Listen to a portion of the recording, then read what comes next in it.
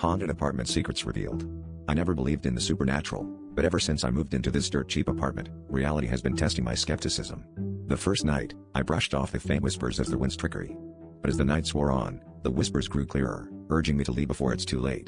I couldn't help but wonder if the previous tenant had left me some kind of warning or if I was slowly losing my mind. It was just a small studio in an old building, nothing special, but something sinister seemed to be woven into the walls themselves. Intrigued and terrified, I started recording the whispers on my phone, hoping to catch something tangible. The recordings were mostly static, but occasionally, I caught phrases like "get out" and "danger." I showed them to my friend Mike, who shrugged it off as a prank by the neighbors. But then he noticed something I hadn't: a low, rhythmic tapping accompanying the whispers, like a heartbeat. The idea that the building itself was alive sent chills down my spine, but I was determined to find out the truth. One night, I decided to confront the source. I pressed my ear against the wall, listening intently. As my heart pounded in sync with the tapping, a sudden vision flashed in my mind, a gruesome scene of a man entombed within the very walls of my apartment. I stumbled back, breathless, realizing the whispers were not warnings but cries for help.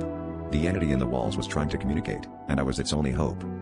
Panicked, I grabbed a hammer and started tearing down the plaster, driven by an inexplicable compulsion. As debris scattered around me, I unearthed a hidden compartment, revealing skeletal remains clutching a faded journal. The whispers ceased, and the air grew still.